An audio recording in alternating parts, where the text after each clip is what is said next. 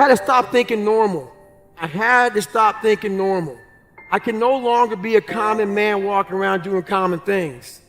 But no one taught me this stuff. It wasn't like I had, I paid a trainer to come train me. Jenny Craig didn't come down and miracle my ass. None of this happened. It was on me. And that's what you have to realize. Everything you do, you may have some support, you may not, but it's on you. You have to make the decision whether you want to be a badass or whether you just want to be mediocre and everything's okay.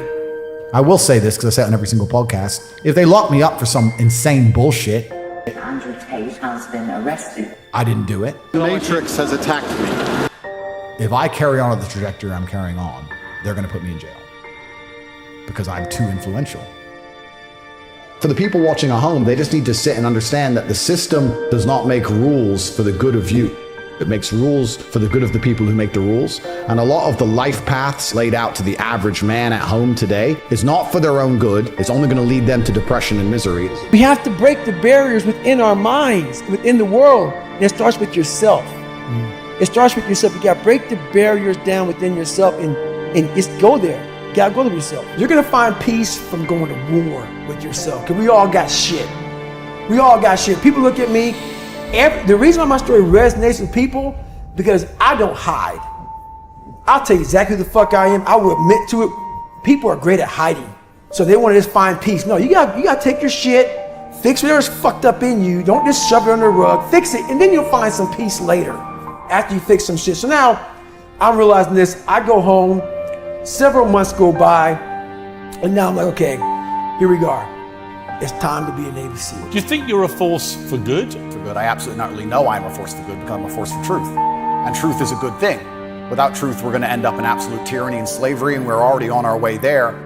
I think there's a whole swath of the population, especially young men, that feel disenfranchised. I haven't put a magic spell on the world. The fact that people like what I say means that they agree with me deep inside. They may be afraid to say it themselves. But I am seen as a bastion of free speech and a bastion for masculinity as a whole because a lot of men are largely forgotten about. There's no evidence in my file because I've done nothing wrong. Everybody knows I'm innocent.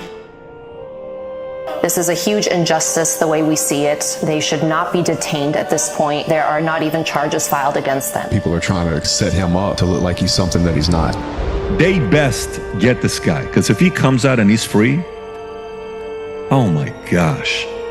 Can you imagine if he comes out and he's free, what his first life is going to be like? It could break the record. It'll be the talk of the world on how many people, it'll be banned in countries. It'll be feared, because if you go after a person like this, you better have proof to arrest them or get them. You don't go through somebody like this because they become a big figure and their message becomes bigger. Specifically to the people that didn't listen to it before or hated it. They're going to say, why are you trying to silence this guy? And you don't think Andrew's going to come out telling the story? With success in life comes more haters. Don't make them hurt your feelings. Use them for fuel. Use them for energy. In times of need, put them on the fucking mental Rolodex in your mind. And when you don't want to do shit, roll through your brain. Pull up that motherfucker that you need.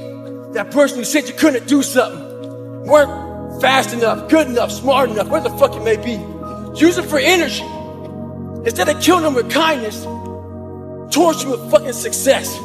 In life, we have to continue pushing past the odds. Use everything this world has to give you for fuel. Stay hard. It's so easy to be great nowadays, my friend, because most people are weak. Most people don't want to go to that extra mile. Most people don't want to find that extra because it sucks. It's miserable. It's lonely. You talk about that you were kind of, lonely by yourself. I was the same way. And that used to hurt me growing up. Now I fucking thrive in that shit. That's the only place to be. Masculine men, and masculine men have a duty to provide and protect those they care about. We have a duty to do things we don't feel like doing because we know we're supposed to do them. And that's why we stayed in the Titanic and died. And it's your duty as a man to stand up and say, I want to be as important and strong and good-hearted and God-fearing as possible, and I need to work hard to achieve those things. There's no such thing as too much masculinity if it's genuinely masculine. Genuine masculinity is not out here to hurt people. It's absolutely the opposite. It's out here to protect. And when bad things happen, they call traditionally masculine men. If you need a firefighter, you need a masculine man. When you call the police because of the problem you had, you want masculine men. And as soon as a woman or a man is in trouble, when you look for backup, you look for masculine men. And masculine men have a duty to provide and protect those they care about. We have a duty to do things we don't feel like doing because we know we're supposed to do them. She's completely right. And the dangerous thing about overly emotional men is that they're dangerous. They're genuinely dangerous. This is what's crazy. All these people who talk about toxic masculinity and how bad it is for men to be traditionally masculine. A traditionally masculine man does things he doesn't feel like doing because it is his duty to do them. He charges into the building because it is his duty. Not because he feels like it, because it is his duty. We're now teaching the new generation of men that they don't have duty and they can just act on their feelings and act how they feel, and they don't have to act as a man should. Do you know what happens when you get men who just act how they feel? You get school shooters, you get violence, you get rapists. Men who do not control their emotions are dangerous. If you find a man who is stoic, he's not going to hurt people. He's going to sit and think about his actions very carefully, and he's going to be a good man who protects and provides for his family. You find a man who just acts out on impulse and does whatever he feels like, you're going to find a dangerous man. Sitting here telling men to cry more and act with their feelings and it's okay to feel this way, that way, etc., and have no self-control. That is why we have the problems we have in the world. Absolutely and utterly wrong. So when they talk about toxic masculinity, they have it completely inversed, on its head, completely and utterly wrong. We need to be teaching stoicism. We need to be teaching young men to understand that the world is very, very difficult. It's hard to be a man. You're going to feel bad sometimes. You need to suck it up and perform anyway. Not to sit there and cry your eyes out or blame other people. We all have a dungeon. I'm just willing to talk about mine. Yeah. Most of us aren't willing to talk about it. I want to talk about my dungeon. I wasn't building that so-called mental toughness. Mental toughness isn't something that you sample. It's something that you live in every day. So when something hard would happen to these kids, like in Hell Week, it would draw on something that made them very insecure. And they look for comfort. Whenever hardness comes, and you don't know what it is, it may be different for you than it is for me, but you go back to your insecurities. And then when you go back to your insecurities, you then look for comfort within those insecurities. And we all look for that cookie that your mom used to give you when you were sad, when you were sick. We look for our wife or our husband. We look for comfort. It's in those moments you must retrain your mind to think differently in hell. This isn't for the masses. This is for those who want to leave normal behind. Those who are in search of a new realm. It's a lonely journey. You're isolated. Those who used to keep pace with you will fall off. They'll see where their world ends and yours begins. Your ability to suffer, endure, outwork must be greater. You must be willing to extend yourself to the limit with no guarantee of success. Every day, you must ask yourself, did I do enough? Stay hard. And to sit here and let France mock the country, mock your religion, make fun of every single thing you feel holy. This is the Last Supper.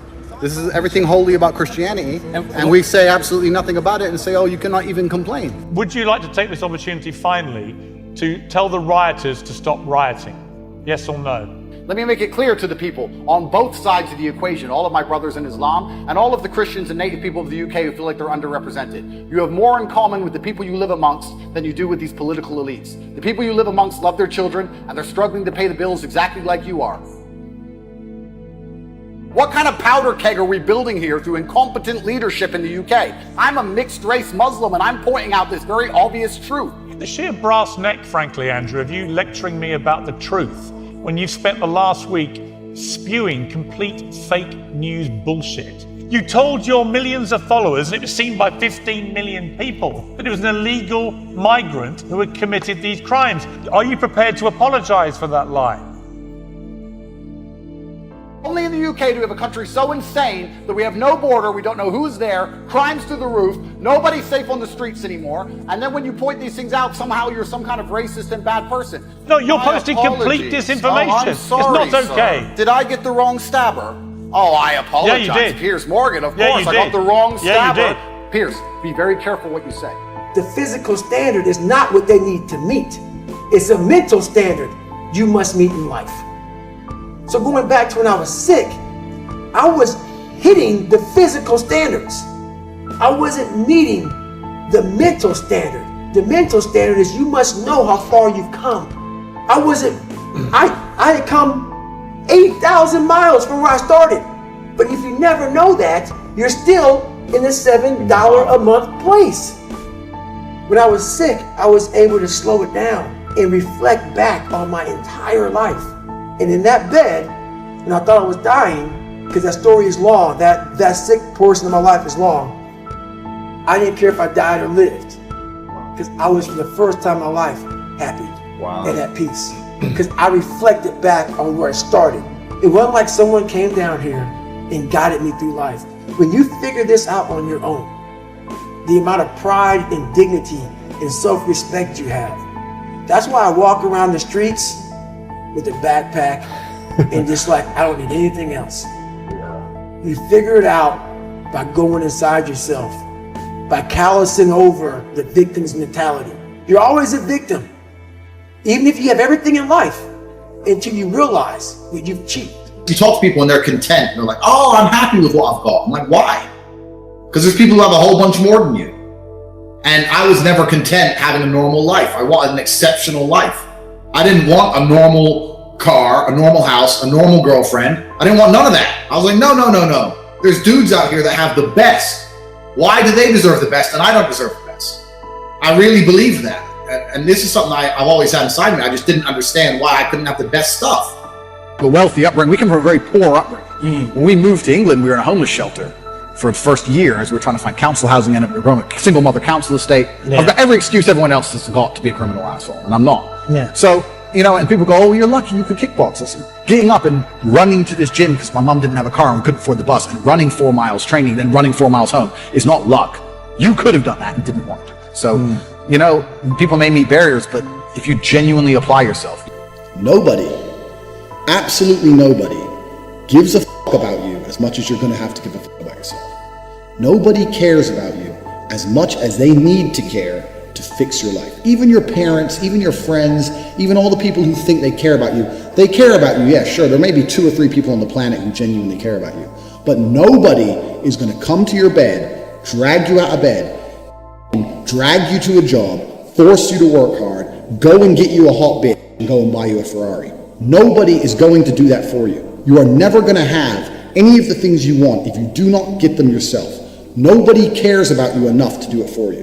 This is absolutely true. Because when you've come from the absolute bottom to the absolute top, and you've done it all off of your own back, and hard work and dedication, and never missing a day, the only shortcut to life is to never miss a day. 1, because of compounding interest, and 2, because sometimes you get lucky. And you'll never miss a lucky day if you try every day. If you don't try every day, you might miss your lucky day. And that's what people don't understand. If you never miss a day and you never don't try and you're always on time, was I late today? No, on time, and you try and improve every aspect of your life, and you're a professional, and you try and make sure that you analyze your decisions, you give yourself feedback, you don't make mistakes, you're not lazy. If you try and you make it to the top, you end up elitist, because you look at the people down below and you're like, well, why didn't you try? I did. Oh, I did too. No, you didn't. That's a lie. This is my life. I'm not that smart. I'm depressed. I have a horrible life. I have these 2 guys, one guy so I became this 297-pound person because it became my body armor. Yeah. Because the inside was a fragile, weak, insecure kid. So I put this big man around it. So when people looked at me, I intimidated them. I scared them. But if they knew the real me, just a little punk. Yeah. I was a little punk kid in a 24-year-old guy's body. So I said to myself, I'm gonna run 4 miles. My first run out the gate, I'm gonna run 4 miles. I ran a mile, I ran a quarter of a mile, walked home, sat on the couch depressed. I said, man, there's no way I can do this. But what I realized though, is I wasn't gonna give up, because I already given up a million times. And I thought about how would I feel at 50 years old if I gave up now? Not to have, so I kept all this stuff in my mind. And basically, I started becoming obsessed. It didn't happen that night on the couch. Right. Over a period of time, I started becoming obsessed with studying, with weight, with being somebody, with making people who thought I was gonna be nothing kind of feel like shit. I became obsessed with, you have to make this right. And the only person that's gonna do it is yourself. So I became obsessed with just being obsessed. And that's what it was, man. I saw some guys going through Navy SEAL training. and they're going through Hell Week and they're getting their ass just beat. You know, in and out of the water, guys ringing the bell. They're just suffering. And I was weighing like 297 pounds. And I had to make a change in my life. You know, I was at an all-time low and I wasn't going anywhere. And I was exactly what everybody said I was going to be, which was nothing. So I had to make a change. Well, for me, growing up, I came from a horrible background. I got called nigger every day of my life growing up. One of the high-ups in the KKK, son, sat behind me in 2 classes, so he called me nigger all the time. Got my first car, they spray painted nigger, we're gonna kill you on it. So I was just an insecure, scared kid. And the only way I could find myself was through putting myself through the worst thing possible. No one was helping me out. One time this person drew a picture of me and, you know, said, we're gonna kill you nigger on my Spanish notebook. And I took it to my principal. And my principal said, they spelled nigger Niger.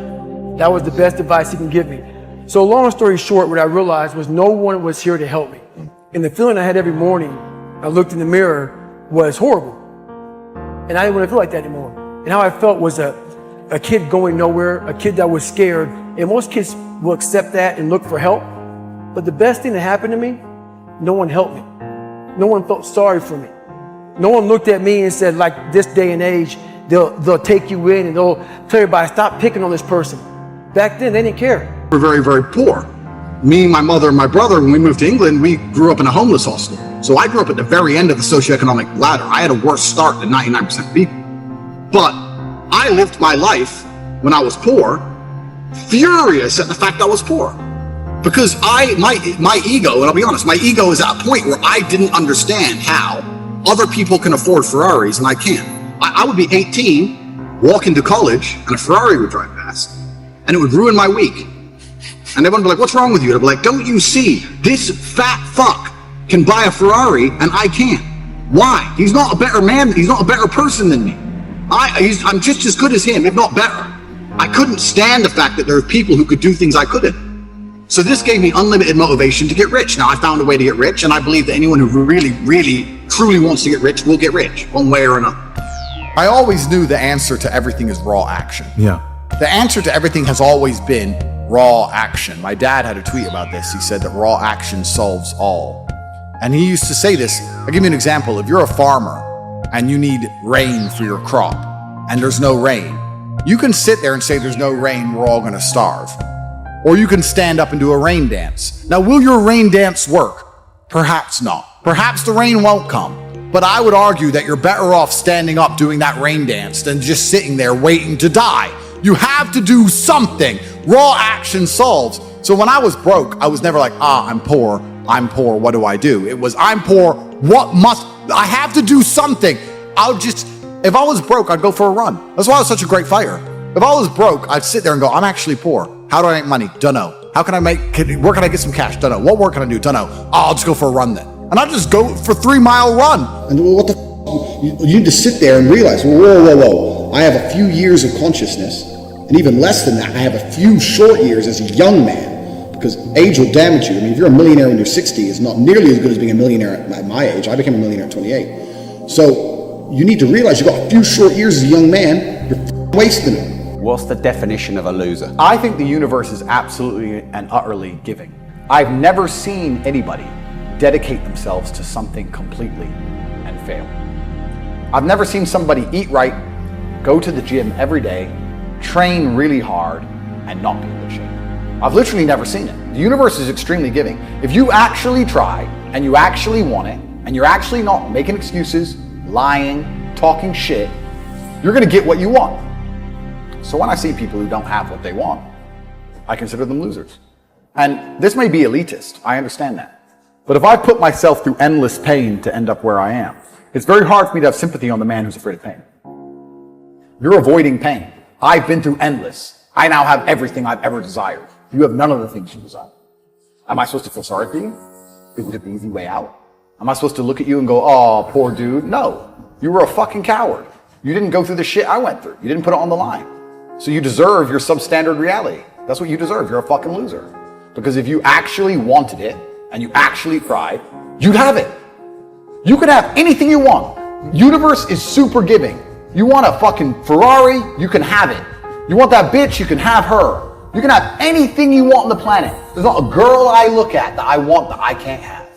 Not one. That's my reality. There's not a car I can't have. There's not a house I can't buy. If I want to go to a yacht, if I want to go to Antarctica, there's nothing I can't have. Bam. Because I've decided to become this man. It's the same for absolutely every single one of you at home. If you want it, you can have it. Well, life took me somewhere unexpected. I'm unprepared. It's about 6 degrees out here, and I'm underdressed. But guess what? No one gives a fuck. You gotta get the motherfucker in. Sometimes life can really hijack your fucking mind. When that happens to you, you're all fucked up. Your goals, your ambitions, everything is out the fucking window. In life, we all go through different things. Sometimes your girlfriend or boyfriend breaks up with you. Guess what? Get the fuck over it. They no longer want you. Maybe you failed a test in school. You worked your ass off. Guess what? You failed the fucking test. Get over it. Move past it. Learn to not let life hijack your brain. At work, you've been working your ass off for that new promotion. You don't fucking get it. Someone else does. Maybe they kiss better ass than you do. Guess what? Get over it. Life will hijack your mind if you let it. Don't allow all these things to make you a lesser person.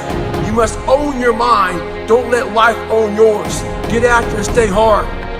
I had to figure out I wasn't going to be a punk kid all my life.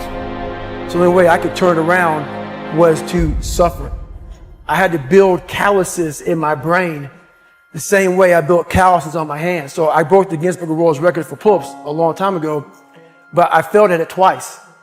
And I did 67,000 pull-ups in trying to break this record. So to do 4,030 pull-ups, I had to do 67,000 for training for that. Wow. And so what I realized is for me to become the man I wanted to become, I saw myself as the weakest person God ever created. But I never blamed God for anything he did to me. So I wanted to change that to be the hardest man ever created. Am I that? I don't know, but you had to have a goal. And my goal when I was sitting there, not going to school, being bullied, having no self-esteem, my goal was the only person that's gonna turn this person around is me. The only way I can turn it around is put myself through the worst things possible a human being can ever endure. And that'd be the only way that I can build this brain to handle anything that comes in front of it, callousing my mind through pain and suffering. Well, my biggest advice to him is that, first of all, he won't like what I say to him. Because I'm gonna say the exact opposite of what today's world is saying. So we read a bunch of books nowadays. As humans, we want to find out how to be someone else. What we don't do is we don't go inside. So literally turn yourself inside out.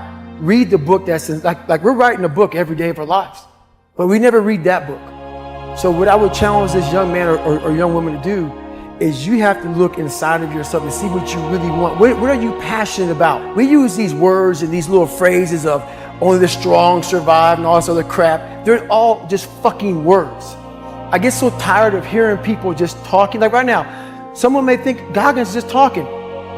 You don't know me. So when I speak from passion, I speak from experience, I speak from suffering.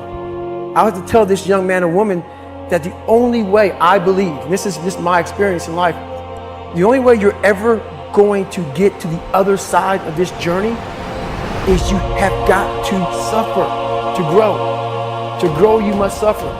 And some people get it, some people won't. But they have to see what their journey is to start their journey. Several people live to be 100 years old. They have great lives, and they have great kids, and kids go to college and all sorts of stuff. But somewhere in their life, there was a point where they had a decision to make. They can go left or right on this path. The left was the easy route. The right was the hard route. A lot of people take the easy route. And they had a good life that way, but the better life was going to the right side. And you may have 20 years of pain and suffering to get past it. But a lot of us die never truly starting our journey. And I would tell this young person, you gotta start your journey. It may suck, but it will come out the other side where you're coasting. It's interesting you say that because I have this saying and nobody can understand. I say money's not real. And people say, what do you mean money's not real? It's not real. Money's not real. It's numbers on the screen. It's not a real thing. And once you start putting systems in place that generate huge sums of money, and once you get to the point where money basically has no value, like I do, I can go buy a Ferrari today and my bank balance will look basically the same. It doesn't change. This money isn't real. It's just numbers. It's all fucking invented. It's printed from the sky. It's garbage. You just have to find a way to make people understand your value, and yeah, it can just appear from absolutely nowhere. And I went from completely broke to hundreds of millions of dollars. And I know what you're saying in regards to this other world, because there is a subsect to humanity. It's kind of strange. When I was broke, when I was on a council estate in Luton, I thought everyone was poor. And now that I have money, it kind of feels like everyone's rich. I go to buy a plane and they're like, no, I'm sold out. Thought you fucking sold out of planes? I go to buy a Bugatti and they're like, sold out. I'm like, all the shit. Who are these people? Yeah, everyone's bought everything. Like, and it's crazy how many people out there have such ridiculous sums of money, truly ridiculous sums of money. There are so many rich people in the world, and it's kind of like your reality is based on, it's the Matrix, right? If you're broke, everyone's broke. If you're rich, everyone's rich. And a lot of people have this separation. I was lucky to live in both worlds, but a lot of people have this separation. A strong body is a strong mind. Secondly, there's a lot of discipline required in fitness, and discipline can be applied to universally to all things. Discipline is a skill you can pull out of your pocket and apply to anything. You can force yourself to do something you don't want to do because you're disciplined, not because you're motivated, like we said earlier on, not because you feel like doing it, but because you're supposed to do it. Thirdly, this is something that not many other people say, so I'm going to say it. There is a unspoken rule amongst men, and I remember a few weeks ago, maybe a few months ago, there were women on Twitter or women on the internet saying, when men meet, do they always think about the possibility of violence? Does that cross their mind? And they were surprised by that fact. That if men we met for a podcast, but if you meet men in an unfriendly scenario or you don't know who they are, for a fraction of a second, you're thinking, can I win this fight? Are they going to attack me? It crosses our minds. We live in a very physical realm. Any man who doesn't has been polluted by the Matrix and will never be competitive and is doomed to fail. But if you're truly competitive like you should be as a man, it always crosses your mind. And one of the important things about physical fitness that most people never talk about, never say, is men treat you different when they know that you'd be hard to hurt. Life treats you different. Women certainly do. That's an obvious one, right? Women like muscly guys because muscly guys can fight. Obviously that's not the case, but that's how they look dangerous, right? But men also treat you differently, which means society as a whole treats you differently. I would argue that if you wanted to run any kind of company or even do sales or do anything else, let's go back to sales. Let's talk about what we were saying earlier. If I wanted to sell windows and I came in fantastic physical condition, the person who's buying from me, one, knows I'm disciplined, and two, knows I'm diligent. That's going to be some massive advantages from my sales perspective. Right. But also, I would argue that men are happy to look up to somebody who is physically strong in a different regard. I think it would be difficult for you to be a true leader unless you showed some degree of physical prowess. I think that's just the way the world has always worked at a deep level.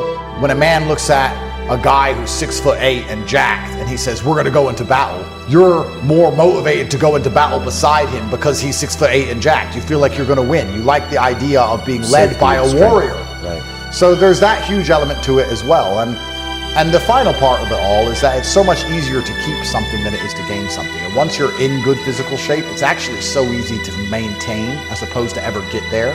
It's so hard to get there that if you ever get there, you may as well just keep it. Right. It's because it's so easy to keep as opposed to lose.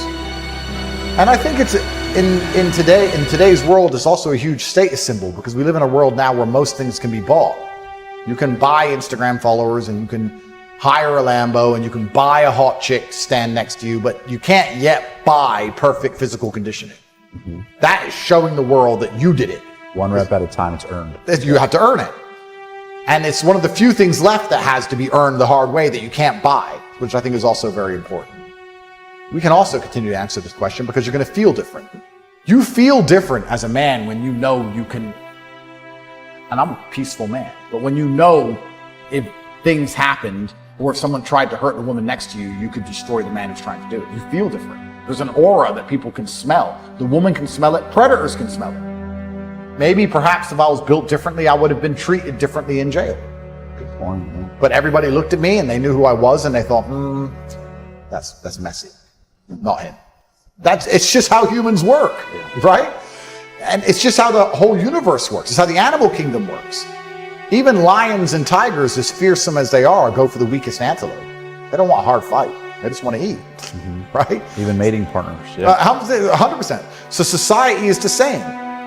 I'm sure there's scenarios in my life where I've walked down a street and I've been left alone, and the person who walked behind after me a few seconds later, because he wasn't built like I was the one who got mugged. I'm sure that's happened at some point in my life. But I'm the hard target. And I like feeling like the hard target. And I think that I approach life differently knowing I'm the hard target. The only way you're ever going to get to the other side of this journey is you have got to suffer to grow. To grow, you must suffer. And some people will get it and some people won't. Your life was basically the perfect grounds for training for where you need to go in your life. All the beatings, all the bullying, all the, you going through learning disabilities, all the struggles. It was the absolute perfect training ground for you to go to where you need to go. And that's how I started looking at my life versus woe is me, poopy pants, kick a rock down the street mentality. It was, God just hooked you right the fuck up. I want to see that guy who immersed himself in fucking hell. And he thought about quitting and leaving and his wife and his kids. And why am I here? Is it worth it? All this crazy shit. And still said and found out a way to get through it. So basically that's the bottom line of it all. We all want to read about how we can quickly get somewhere. That's why the 6-minute abs and all this other shit is so powerful. You may get some results from it, but they're not permanent. Several people live to be 100 years old and they have great lives and they have great kids. Their kids go to college and all this other stuff. But somewhere in their life, there was a point where they had a decision to make. They can go left or right on this path. Left was the easy route. Right was the hard route. A lot of people take the easy route. And they had a good life that way, but the better life was going to the right side. And you may have 20 years of pain and suffering to get past it, but a lot of us die never truly starting our journey. You have to make that a tattoo on your fucking brain, so when that hard time comes again, you don't forget it. You may forget it for a second, but you can go back in the cookie jar, I call it. It's something that we've all endured. And tomorrow, I go back to the grind again and again and again and again. I don't have time to put you into the hate bank. There's no hate. It's all filtered out, man, through the grind. People don't get it. There's great joy in the grind. Great joy in the suffer. It totally cleanses your body out, man, of any kind of hate. Makes you grow up. You were there. You know this. There was no one there to pick up the rucksack, to pick up the boat, to pick up the log, to go in there. It was you. It was you. There was no pat in the fucking back at 300, at 275, at 250, at 220. No, that was you. Years of sacrifice, of suffering, of diligent, pinpoint fucking work on what you want to do for yourself. I don't really want to work out. I work out. So whenever shit gets nasty, David Goggins goes, we had nobody anyway, motherfucker. So see how I'm talking myself right now? That's me. That shit fires me the fuck up. That shit makes me fucking nuts. We had nobody anyway, motherfucker. Look around you. There was no fucking team. It was you. There was no weight loss program. Mom and dad waking you up saying you can do it, you can be better, trying to build belief. You built belief when you had nothing. The truth in front of you is it sucks. It's painful. It's fucking mind-numbing. And that is the truth. If you want to be great, you want to be the baddest motherfucker ever at what you do, you're going to be misunderstood by everybody because you're going to be so fucking obsessed and so driven to get there. That's what it takes. That's true. It takes every second of your fucking life. Anybody says balance? Yeah, balance is important for a lot of fucking people. It is. But if you want to fucking go to that edge where people do not like you, don't understand you, question everything you fucking do, you've arrived. When you are misunderstood to the point where fucking people think you're psycho and you're nuts and you're this and that, why are you in the fucking gym at 1 o'clock in the fucking morning? You just got through doing an op for fucking 13, 14 hours after Ranger School, man, at the gym. What's wrong? You will never understand what is wrong with me. And that's why I'm so fucking glad you don't. Because I'm in the right fucking spot. When people don't understand you anymore, you're in that spot of obsession and drive. Where people are like, what the fuck is wrong with this guy? I don't want to talk to you, man, because you're not going to get it. You're not going to get it. At 43, I'm still putting 100-mile weeks. still doing thousands of pull-ups, thousands of push-ups, because I'm not allowing myself to become civilized. The worst thing that can happen to a man is become civilized. You lose that fucking fight. You lose that, why the fuck am I doing this shit? I'm good. You ain't good, man. You ain't never fucking arrived. And that's just my mentality. You may have more, but you've never fucking arrived. You want to be uncommon amongst uncommon people. Period. If you're, like for me, what got me in trouble with the Navy SEALs is I wanted to be one so bad. So bad. I fought my ass off. And I saw them as uncommon people. Very uncommon. But once you become a Navy SEAL, you're all Navy SEALs, so guess what happens? You're fucking common again. I wanted to be uncommon amongst uncommon people. I'm able to just extract dopamine, the good dopamine whenever I want. Man, I've trained 99% of my life alone. No one pat me on the back. I did all of the work alone. And while I'm still hard on myself, I know what I did. So whenever times get bad for me, people, all this, who's gonna carry the boats and love? That's real. I hate that people know me for that guy, because that guy is not every fucking day. Like when they see me, they want that energy. That's not me every day. I can extract it immediately when I need to, because when you train alone, and I lived alone for so many years in this misery, and you're able to get out by yourself, I can take myself to such a level of real passion and purpose. And like the feeling I get is something I can't even explain by myself. I don't need anyone. That's why people come to me to motivate them. No one can motivate me. Basically, I made a decision about 23 years ago that I was a loser. I called myself a born loser. I don't feel that way now, but that's how I felt a long time ago. And I made a decision to go all the way in. And a lot of us have this mindset of balanced. It's important. We all have family, a lot of us have kids, a lot of us have wives, husbands, moms, dads, brothers, sisters, all that shit. But if you want to be part of that 1%, which I know all of you want to be, I'm sorry to say, you gotta throw that balance shit in the wind. The only way you can do it is if you go all the way in and talk to your family and say, I'll be home, but not today. So the thing about it is, the unbalanced mind allows you to do everything at a level that most can't even fathom. They look at you, they see you grinding and grinding and grinding and grinding. And while they are at this mediocre level, you slowly rise and rise and rise. I call it front loading. If a lot of you right now want to be the best, you front load your life. So then that family that you were unbalanced with, you bring them on board when you're 40, 50, and 60 and say, okay, now I'm home forever because I'm making a shit ton of money, or whatever the hell you're trying to do. So it's all about that mindset of how hard you want to go. And a lot of people come up here and talk to you about a lot of bullshit. And they go home and they write shit to motivate you. Right now, I'm a 47-year-old smoke jumper out of British Columbia. I took 5 days off of jumping fires. I'm a retired man, got a shit ton of money, but it ain't fucking enough. I still must grind. Make up your own mission statement.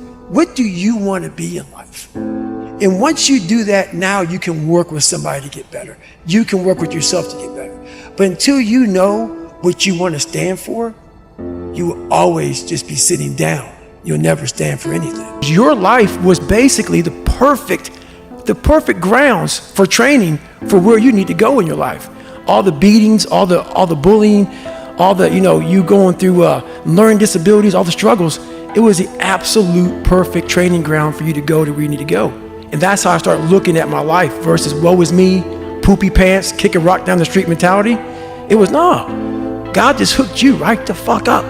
I want to see that guy who immersed himself in fucking hell. And he thought about quitting and leaving and his wife and his kids. And why am I here? Is it worth it? All this crazy shit. And still said and found out a way to get through it. So basically that's the bottom line of it all.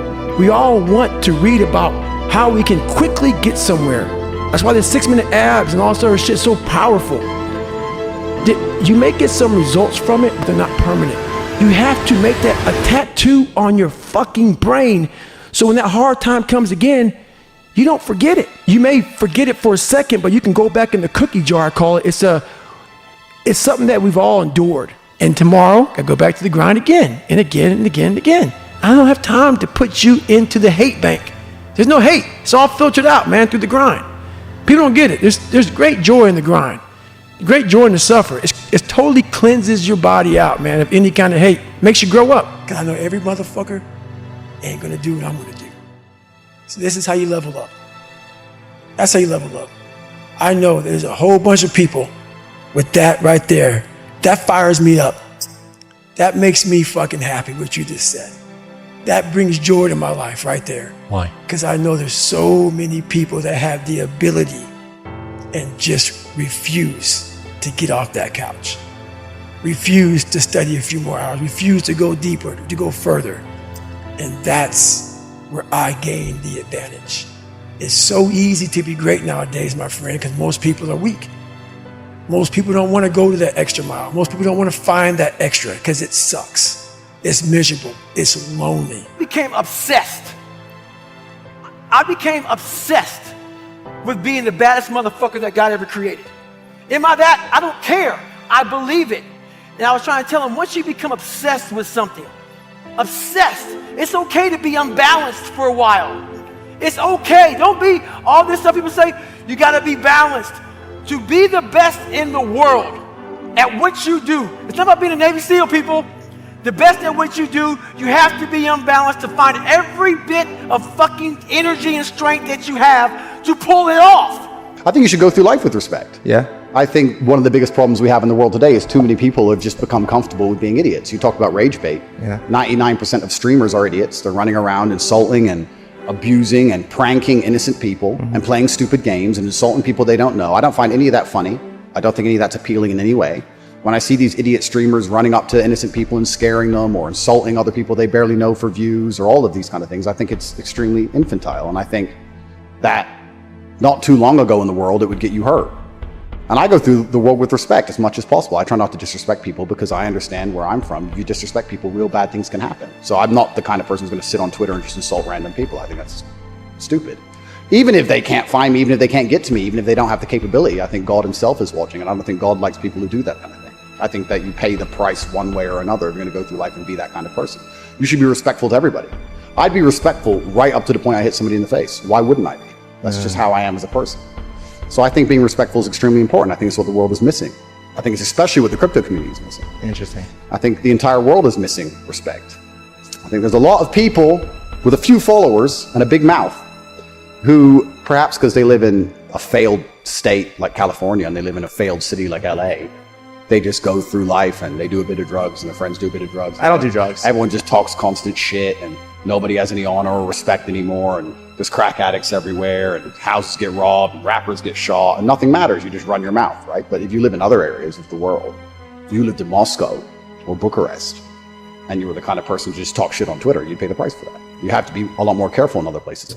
I have a lot of guys ask me, similar to your question, a guy will come to me and go, how do I get a girl? I'm like, bro, you're a loser. Yeah, but I know, but how do I get a girl? Well, you're a fucking loser. You're a loser. Why are you asking me? It's like saying, how do I win a race with a push bike? You're racing Ferraris. What do you want me to do? Yeah. There's only so much you can do. There's only so hard you can pedal. There's only so many tricks and tips. There's only so many game things you can say, so many pickup lines. If you're a loser, it's going to be very, very difficult and it's going to get harder and harder. The game is rigged to become harder and harder for men. It's not getting easier. It's going the other way. And if you're going to be on a racetrack and there's going to be Ferraris there and you're going to be on a pedal bike or in a Nissan, you're going to get smoked.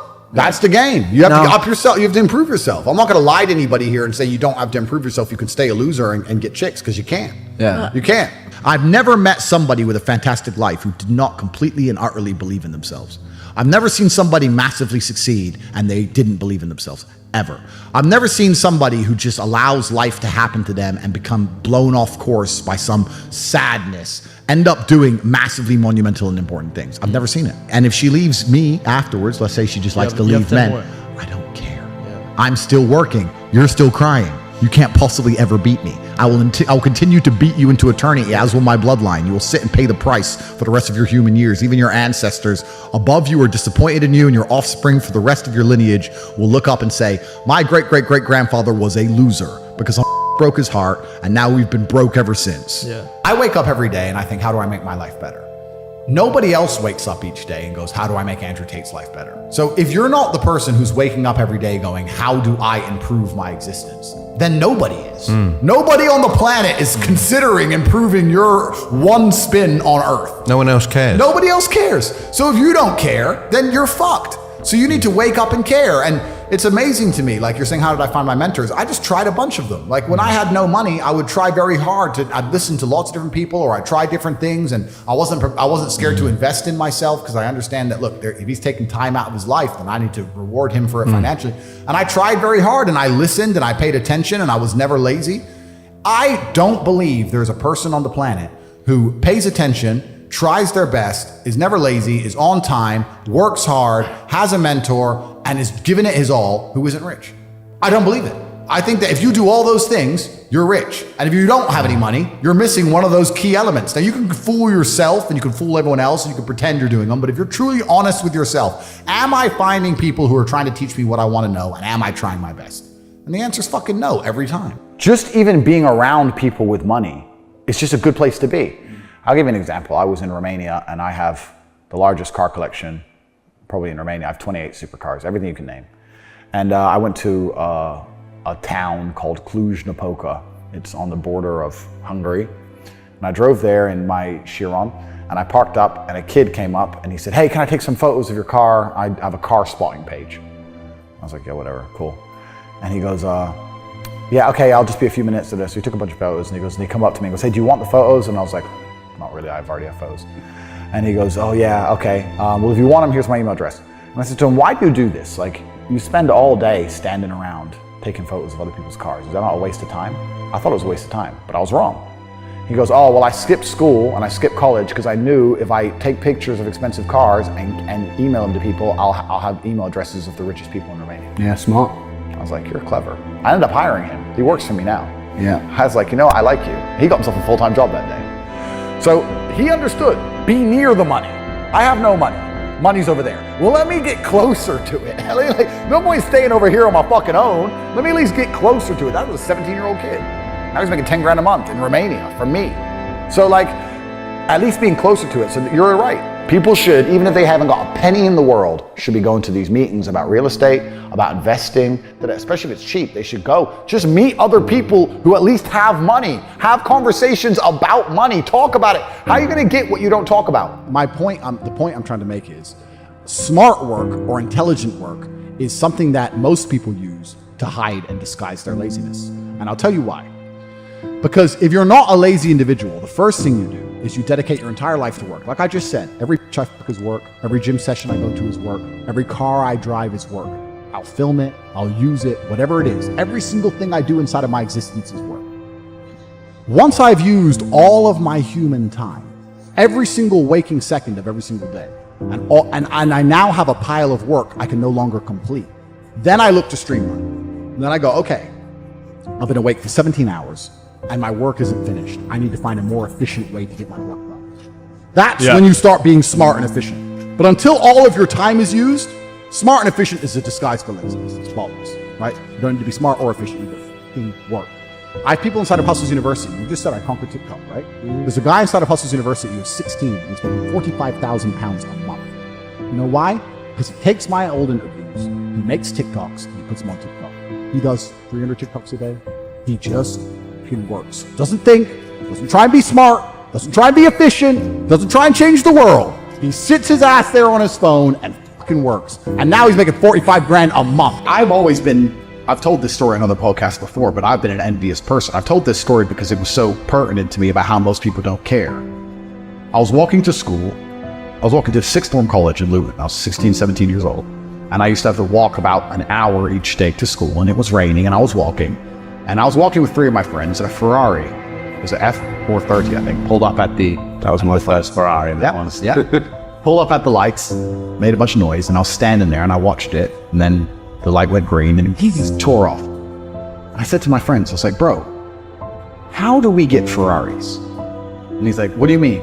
I was like, my mom is on a council estate, single mother. She raises 3 kids on 300 pounds a month. We can barely afford food. He has 200 grand for a car, liquid for a car.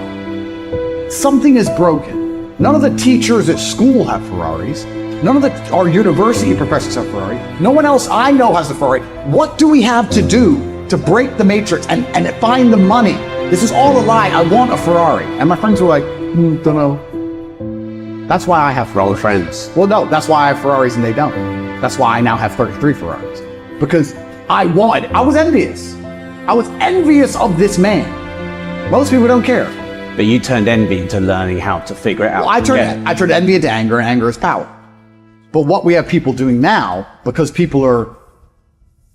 they don't believe in themselves, because the matrix has dampened their soul, when they feel envious, because they want to level the playing field, which is all envy is. Instead of trying to elevate themselves, they try and drag others down. So when people look at my life and they're envious of me, what they should say is, he's truly from the most humble possible socioeconomic beginning.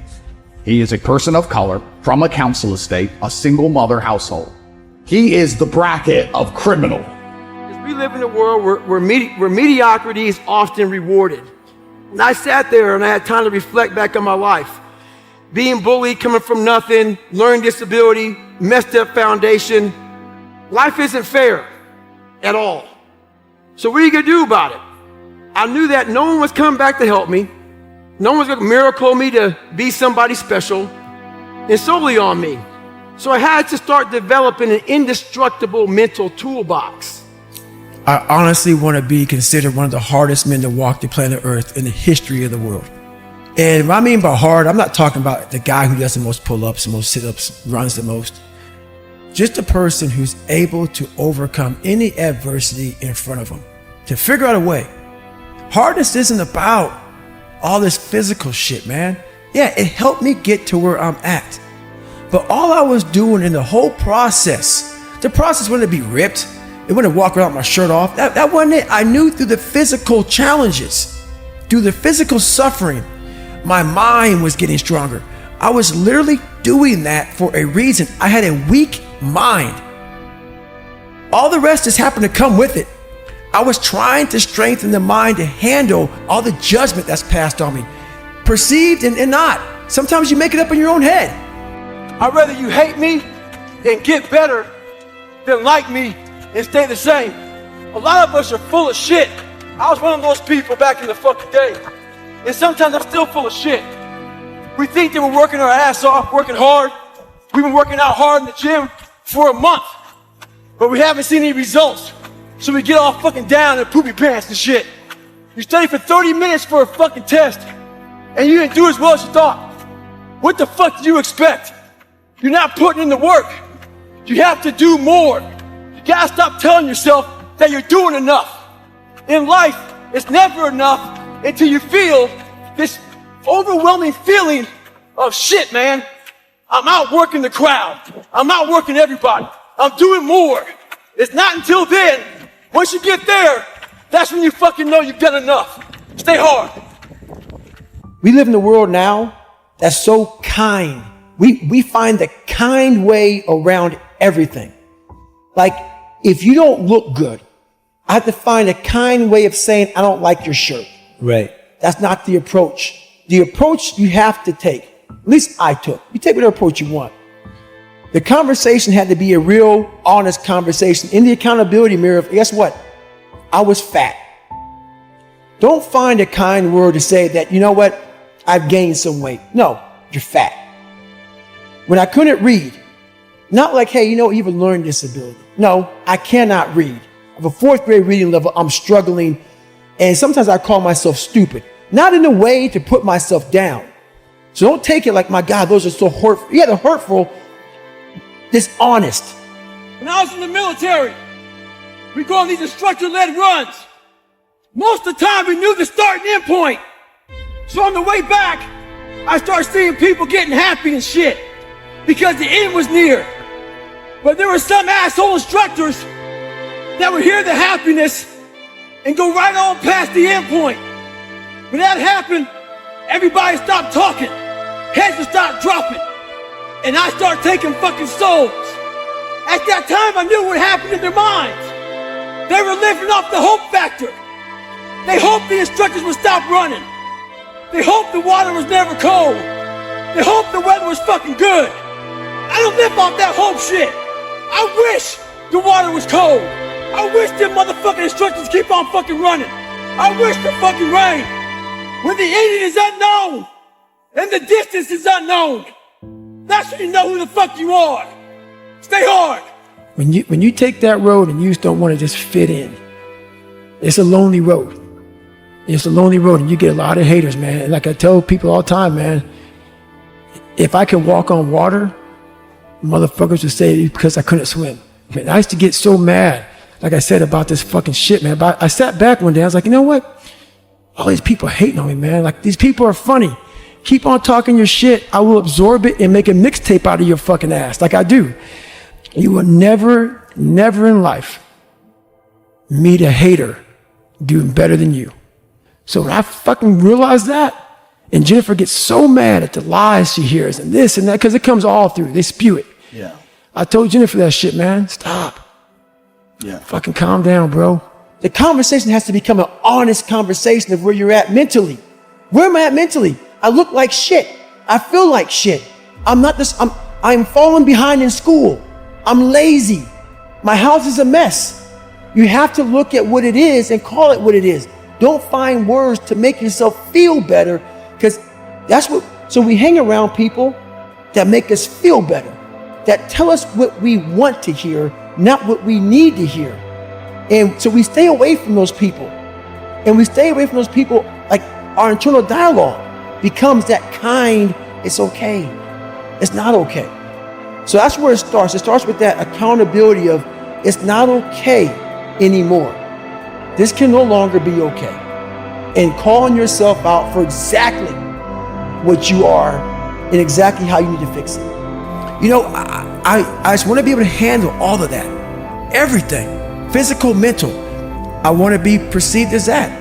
Like an old school barbarian, an old school guy that's like, God, dog, man, nothing can hurt the guy, which is why the book is titled, Can't Hurt Me. I want people to have that mantra in their life. Take that with you. Take it everywhere you go in life. And if you believe that and you work towards that, callous in your mind, strengthen yourself, can't hurt me is strong. In any situation, like when I was in Buzz, they beat the shit out of you. I'd be the first one to get up and say, can't hurt me, motherfucker. And they were beating the hell out of me. But you say that enough to you. False motivation becomes fucking real motivation after a while. Honestly, the next big challenge right now is what I'm doing right now. Like when I was in 6th grade, I stuttered real bad, severely bad. 5th, 6th grade, 4th grade, horrible. Like my hair would fall out, white splotches over my skin, horrible anxiety. So me talking about myself as much as I am on stage, on podcast, I'm still overcoming. So I'm constantly coming outside my comfort zones and doing this stuff now, sharing my story with people as much as I can. My first week back running after about 6-7 weeks. I know a lot of you don't understand me. I don't give a shit. But there's one thing I found out. I'm not the smartest motherfucker in the world. But there's one thing I fucking do know. This life is relentless. You better keep coming back from all your failures, all your doubts, all your shit. You better keep fighting, keep getting up. Never fucking lay down for shit. That's one thing we should all agree on. If you've been broken once, you know how that shit feels. That means, fuck it. Try and break me again. One thing in life, suffering has no expiration date.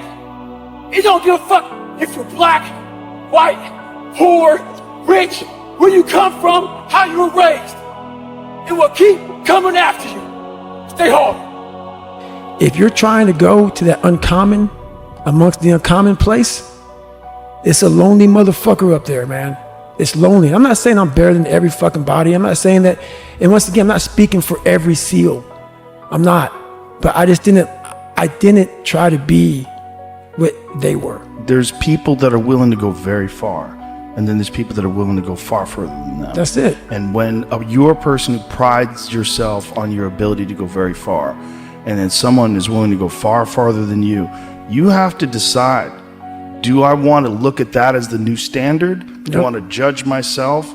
Do I want to admire him? Or do I want to try to take him down because I feel bad? Because I can't do what he does, or I haven't done what he does, or what he does makes me look bad because I like to think I'm a hard worker. Right. I like to think I'm disciplined and hard. And then I see this fucking dude out there that's just making me look soft. Right. And so instead of just going, look at him, man, fuck yeah. Right. Instead of a smart person will look at that person as fuel. So one big thing is the accountability, man. You have to start with yourself. So what happened in my life was we start to get, I call it like the rucksack. A rucksack is a pack that you carry in the military and you put all your stuff in it. As you're growing up, we all have a backpack, and what we put in it is all the crap we go through in life. That's what is in the backpack for the civilians, and we carry it around with us. My dad abused me, learning disabilities, stutters, immaturity, insecurities, self-doubt, so much crap on top of me. So much stuff. I lied a lot to create friends. So much stuff was in my backpack. No one's coming back to help me. So it starts with that person in that mirror. You have to realize you are on your own now. It's a very lonely journey. And it starts with the accountability mirror of looking at saying, hey, my dad who beat the hell out of me is not coming back. All these things are coming back. I have to face myself. And you have to own all those things that people may have done to you. Now it's yours. You got to own it. And it's yours now to fix the problems that people did to you. It makes no sense. It's not fair. I get it. But if you live in that woe is me mentality of guess what? My dad did this to me. My mom did this to me. People who bully did this to me. You're going to always live right there. You have to figure out ways to move forward because you're not coming back. And it starts with the mirror. So what's the great divide of human beings? Who are you on those days you don't want to do things? It's easy to conquer when it's good weather. You got good sleep. Work's going good. The family's good. You feel great. Your body's not injured. Those are the easy days to conquer. But who are you on those fucking days when all hell's broke loose? Your body's fucked up. You're sore. You're depressed. You're miserable. You're not your favorite person at school. You might be getting bullied. You might be falling behind in life. Who are you on those days when shit's all fucked up? That's the great divide. Those people who get up on those days when everything's fucked up and still grind, that's the separator right there. Stay hard.